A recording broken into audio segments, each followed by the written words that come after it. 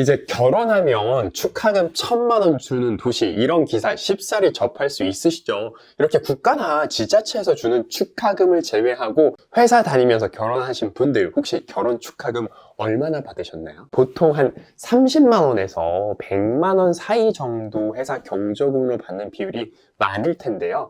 그런데 이게 결혼을 한 사람한테만 주고 결혼을 하지 않은 사람한테 안 주는 것이 역차별이라는 생각을 하는 사람들이 또 많아지고 있습니다. 그리고 한 조사에 따르면 무려 68%가 비혼 복지제도가 필요하다고 이야기하고 있고요. 결혼을 안 한 사람에게도 결혼을 한 사람과 동일한 복지를 해줘야 된다는 통계를 의식했을까요? LG U+ 같은 경우에는요, 비혼 선원 직원에게 축하금으로 무려 400만 원을 지급한다라고 합니다.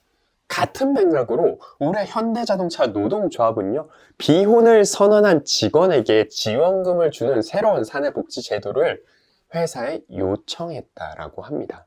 그런데 막상 또 이 제도를 보면 보편적으로 받아들이기 어려운 측면이 또 어찌 보면 있는데요. 바로 이것 때문이죠. 이게 뭘까요? 출산율인데요.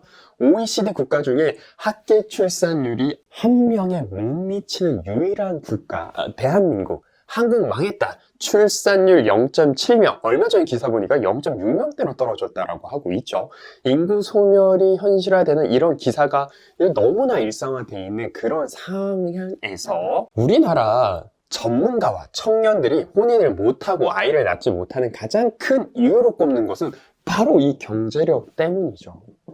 이 과정에서 지나치게 비싼 주택 문제도 결혼과 출산을 미루는 대표적인 이유로 항상 제시되곤 합니다. 여러분은 경제적 어려움을 극복할 수 있는 가장 좋은 방법이 뭐라고 생각하세요? 답은 이미 사회적으로 나와 있는 듯 하죠. 바로 이 의대죠. 최근 의대 정원 확대 분위기에 재수생, 삼수생 등도 역대급으로 증가하고 있다고 합니다. 이 전체 사람의 생애를 통해서 벌 수 있는 소득이 대학 서열 따라 달라진다라고 하고요.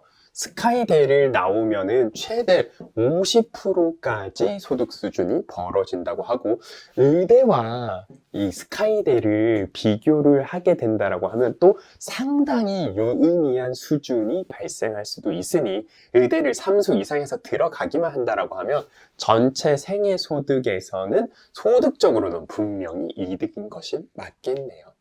그런데 의대를 갈 만큼 공부를 잘 하지는 않았지만 그래도 노력한 만큼은 자신 있는 분들, 그리고 의대 6년, 전공의, 인턴, 레지던트, 와 길어 4년보다는 조금 더 짧은 시간을 소요되는 것을 원하시는 분들이 이런 세무사나 노무사 같은 자격증 시험을 준비해 보는 것도 저는 괜찮을 듯 합니다. 아직까지는요, 전문직 하면 결혼하는 것이 경제적인 어려움 때문에 불가능할 것 같지는 않습니다. 다시 처음으로 돌아와서 여러분은 현대자동차 같은 굴지의 대기업에서 비혼을 선언한 직원에게 축하금을 지급하고 결혼에 준해 특별휴가 5일 정도를 제공하는 것에 대해서 어떻게 생각하시나요? 그리고 의대 갈 정도로 공부를 잘하지 못했던 분들, 나아가 의대 갈 만큼 젊지 않은 분들, 전문직 시험도 괜찮다고 말씀드리고 싶습니다. 경제력 때문에 결혼도 출산도 못한다고 하니 조금은 씁쓸하기도 합니다. 아무튼 혹시 전문직 시험 준비하시는 분들이 있다면 공부에 지금 영상이 조금은 동기부여가 되었길 바랍니다. 감사합니다.